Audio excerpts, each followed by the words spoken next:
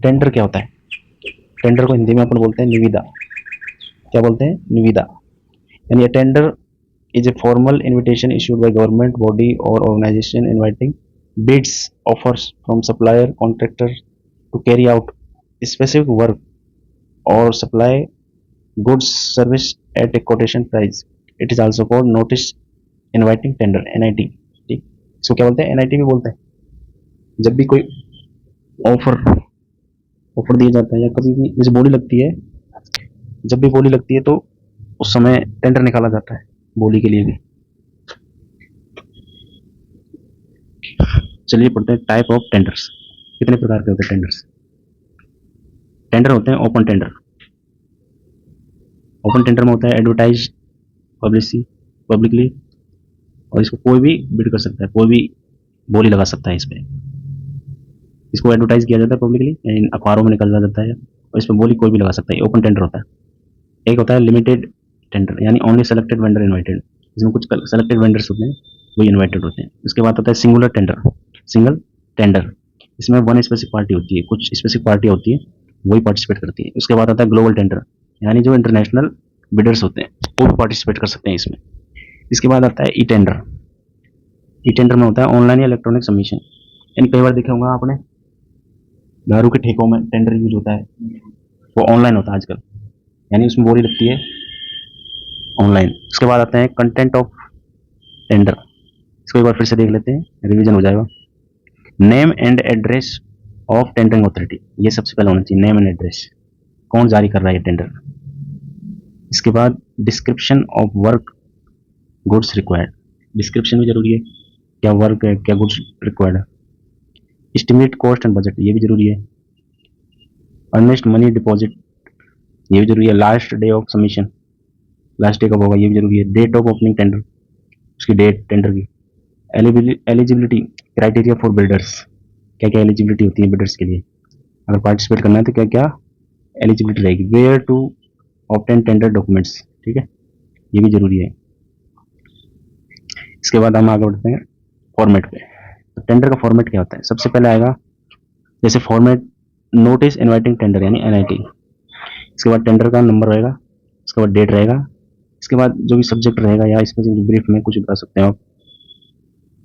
उसके बाद वर्क रहेगा, उसके बाद एस्टिमेट कॉस्ट रहेगी, EMD रहेगी, लास्ट डेट ऑफ सबमिशन रहेगी, ओपनिंग डेट रहेगी, और भी जो डिटेल है यानी कोई वेबसाइट का वो सब कुछ रहेगा। इसके बाद सुपरिटेंडिंग इंजीनियर, यानी जो भी अथॉरिटी है वहाँ का जो मेन अथॉरिटी है वो जिसके द्वारा जारी किया गया है उसका वो आएगा।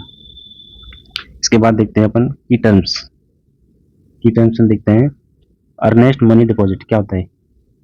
ए security deposit submitted by bidders along with tender to show they are serious refunded to unsuccessful bidder.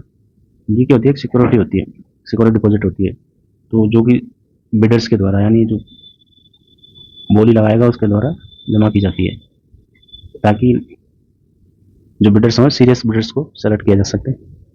इसके बाद एक बार फिर से अपन देखते हैं क्विक रिवीजन देख लेते हैं। क्विक रिवीजन में इस ऑल सभी जितने भी अपन पढ़े हैं अभी तक सबका एक बार रिवीजन हो जाएगा।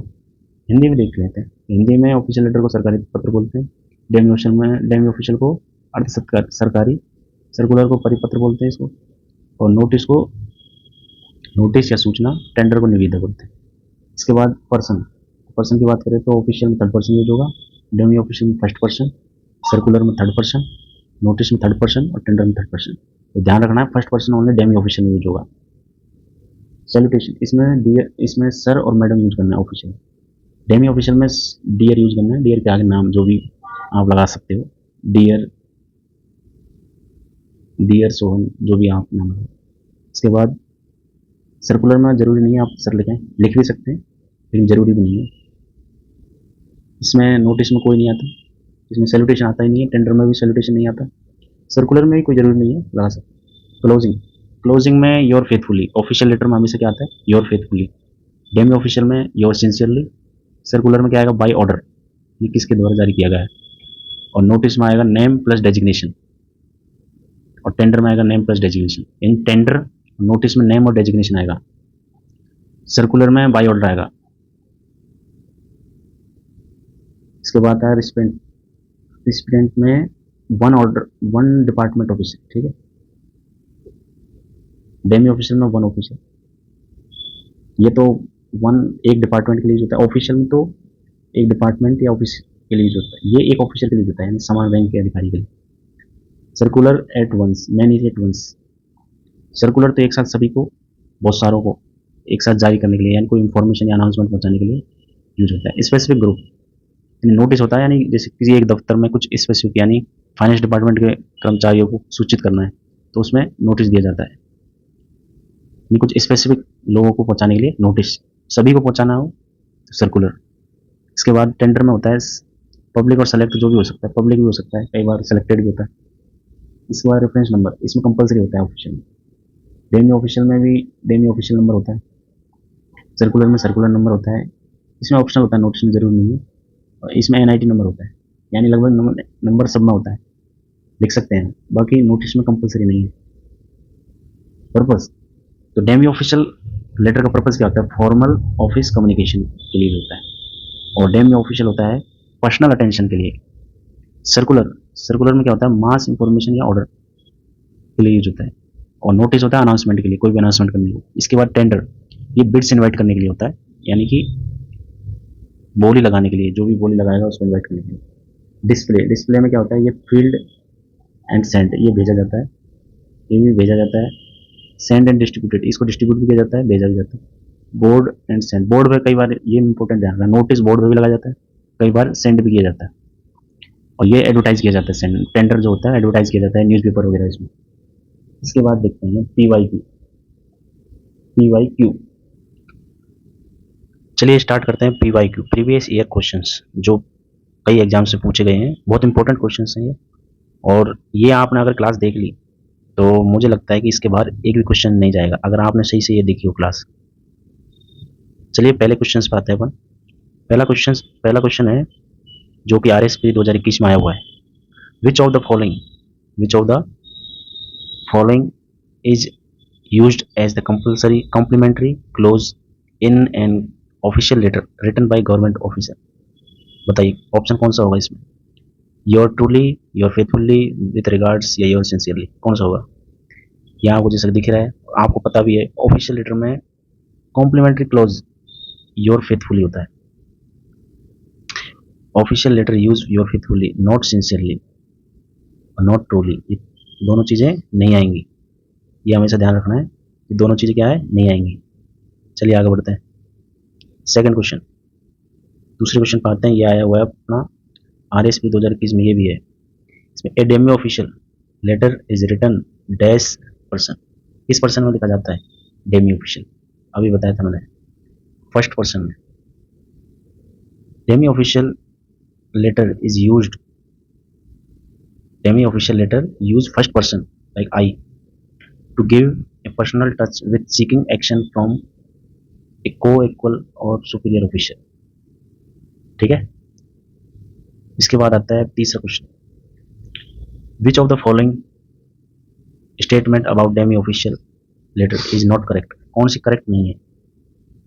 पहला है it is addressed by one officer to another, बिल्कुल सही है। इसके बाद it is written in first person, बिल्कुल सही है। It is end with your faithfully, नहीं, ये किससे एंड होती है? Your sincerely. It is personal tone, बिल्कुल पर्सनल टोन होती है इसकी। इसके बाद आते हैं अपन क्वेश्चन नंबर 4।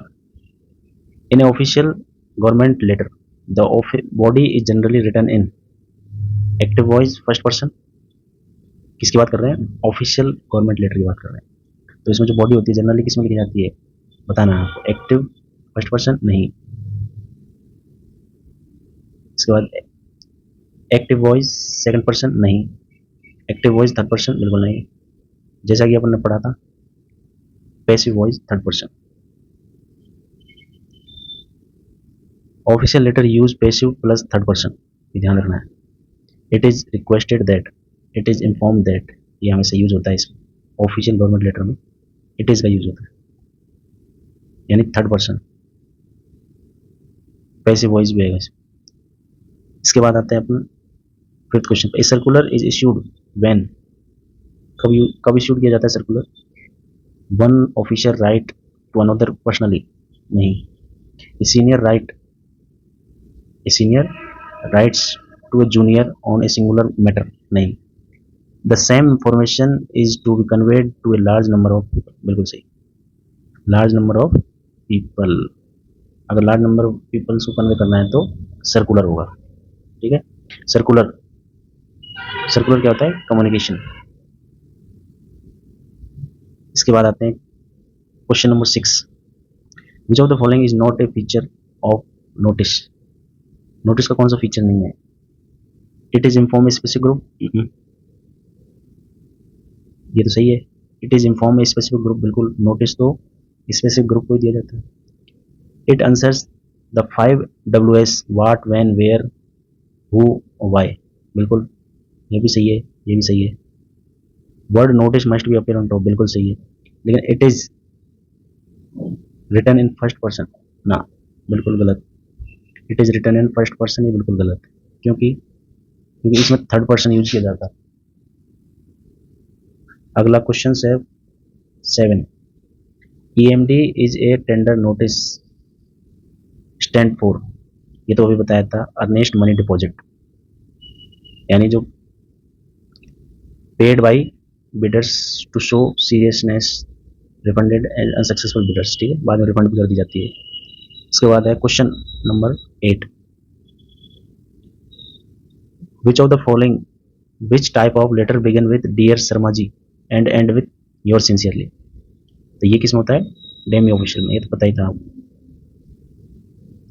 इसके बाद आते हैं क्वेश्चन नंबर 9, जल्दी जल्दी करते हैं। It is an official letter, the reference number is placed, official letter में, in an official letter the reference number is placed कहाँ पे होता है?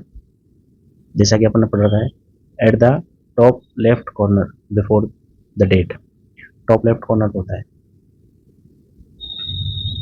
इसके बाद अगर ज़्यादा इन्फॉर्मेशन देखनी है तो आप पढ़ सकते हो, ये एक्सप्लेनेशन दे रखा है मैंने इसमें नीचे की साइड। इसके बाद है विच type of tender is advertise publicly and any eligible person can bid, तो इसमें क्या होता है? ओपन टेंडर, इसमें कोई भी भाग ले सकता है ओपन टेंडर में। Question number 11, A government circular usually and with, जैसा कि पढ़ा था अपन ने, बाय ऑर्डर से एंड होता है, उसके बाद सिग्नेचर आता है। गवर्नमेंट सर्कुलर किससे एंड होता है? बाय ऑर्डर से। इसके बाद है the 5 WS that must be answered in A notice, कौन कौन से हैं? वाट हो गया, व्हेन हो गया, वेयर हो गया, हु और व्हाई, ध्यान रखना, what, when, where, who, why. अगला क्वेश्चन है क्वेश्चन नंबर 13।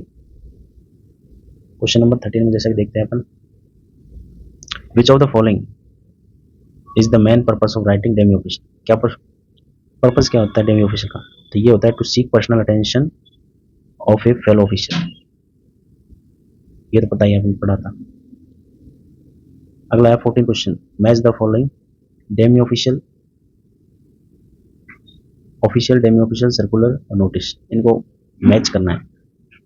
तो जैसा कि अपन देख सकते हैं इसमें देखो, ये सबसे है, ए का 3 से होगा, यानी डेमी ऑफिशियल का, डेमी ऑफिशियल में हमेशा क्या आता है? Your faithfully. और जैसे बी का देखते हैं, डेमी ऑफिशियल में योर फेथफुली आएगा, डेमी ऑफिशियल में योर सिंसियरली आएगा, योर सिंसियरली। और सर्कुलर में क्या आएगा? सर्कुलर में आएगा बाय ऑर्डर। और नोटिस में क्या आएगा? नोटिस में आएगा नेम प्लस डेजिग्नेशन। अगले क्वेश्चन पढ़ते हैं, क्वेश्चन नंबर 15। क्वेश्चन नंबर 15 की बात करें तो NIT is tendering process stand for, notice inviting tender, जैसा कि पता था, नोटिस इनवाइटिंग टेंडर, ये फुल फॉर्म होती है NIT। इसके बाद question number 16, the phrase I am directed to say is associate with which type of letter, जैसा कि अपन ने देखा था, इसमें ऑफिशियल लेटर में हमेशा इसी फ्रेज से स्टार्ट होता है, किससे? I am directed to say, mostly इसी से स्टार्ट होता है। अगला क्वेश्चन है, which of the following differences between a notice and circular is correct, तो ये रहा, notice is displayed print on board, और सर्कुलर क्या होता है? Is send and distributed. इसके बाद आते हैं अपन question number 18। The copy to section in a government circular is use. किसमें होता है कॉपी? कॉपी टू जस्ट कहाँ पे लिखा रहता है? तो ये होता है list all person officers who are send a copy. जैसा कि आपने देखा था किसमें? सर्कुलर में। सर्कुलर में कॉपी टू लिखा रहता है नीचे साइड। इसके बाद कुछ क्वेश्चन है जो सेकंड ग्रेड और एसएससी में आए हुए हैं। जैसे सेकंड ग्रेड में कौन सा है? ये आया है, arrange the following part of official letter is correct order. जैसे पता ही है आपको, complimentary close, reference number, subject, salutation और बॉडी, इसको क्या करना है अपन को? करेक्ट ऑर्डर में जमाना है। सबसे पहले क्या आएगा? सबसे पहले आएगा रेफरेंस नंबर। रेफरेंस नंबर के बाद सब्जेक्ट। सही है, रेफरेंस नंबर के बाद सब्जेक्ट आएगा। ये हम बात कर रहे हैं ऑफिशियल लेटर की।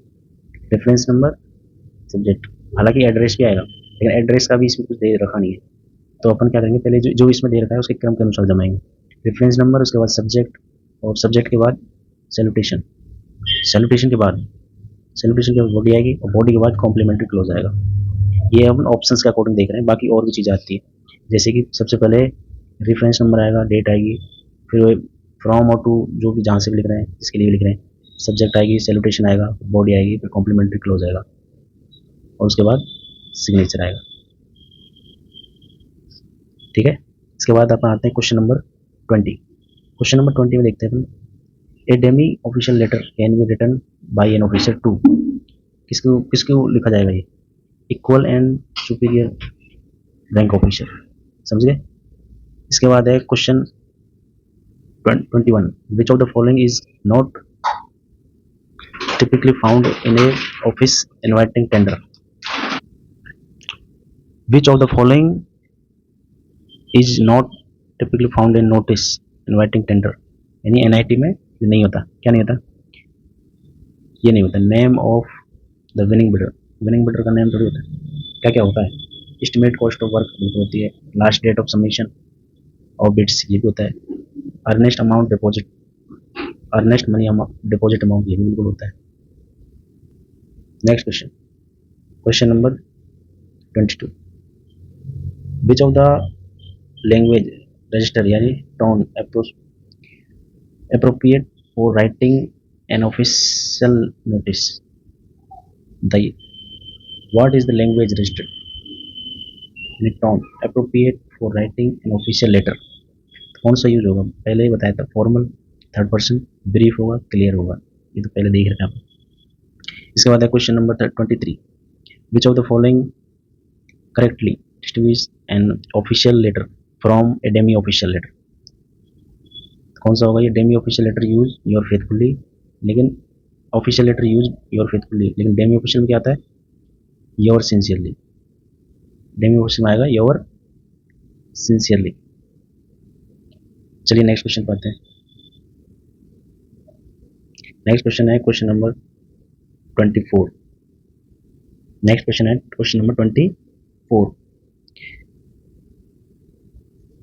The word circular is derived from the idea that, इसका हो जाएगा इंफॉर्मेशन सर्कुलेट और गोज टू एवरीवन। पता है ये सर्कुलर क्या लिखते हैं अपन, कहाँ से ड्राइव हुआ आइडिया। इसके बाद है जो बाकी एग्जाम्स में पूछे गए और जो जनरल कॉन्सेप्ट पे बेस्ड है, जैसे which of the following letter type does not have a salutation. इसमें सैल्यूटेशन नहीं होता, ऑफिशियल में बिल्कुल होता है, डेमी ऑफिशियल में इसमें भी होता है। इसमें होता है कि सर्कुलर नोटिस में नहीं होता बिल्कुल। उसके बाद the EMD submitted by successful bidder in A tender is adjusted in the security deposit और रिटर्न आफ्टर कॉन्ट्रैक्ट कंप्लीशन। ठीक, बाद में वापस कर दिया जाता है EMD। इसके बाद question number 27, in a demi official ENCL बोलते हैं ना, at the bottom refers to. ENCL वैसे बता दूं आपको, ENCL क्या होता है? इंक्लोजर बोलते हैं इसको। At the bottom refers to तो डॉक्यूमेंट और papers attached with the letter. Important याद रखना है, ENCL जो ऑफिशियल लेटर में लिखा जाता है ना, इसका मतलब क्या होता है मेनली? तो मेनली ये रेफर्स, ये किसके लिए यूज होता है? जो भी डॉक्यूमेंट्स अटैच किए गए हैं उसके साथ, लेटर के साथ, उनके लिए। अगला है question number 28, which statement about government of government notice is correct. तो ये हो जाएगा it is displayed on notice board और पब्लिश इन न्यूज़पेपर। ठीक है, it can be displayed on notice board और पब्लिश इन न्यूज़पेपर, ये करेक्ट। जैसा कि notice are displayed on notice board and can be published in newspaper. ठीक है, flexible mode of communication बोलते हैं इसको। हाँ जी दोस्तों, तो अपनी क्लास पूरी हो चुकी है साउंड माइंड मैप यूट्यूब पर। आप टेलीग्राम से भी जुड़ सकते हैं और यूट्यूब से भी जुड़ सकते हैं, दोनों पर हमारी।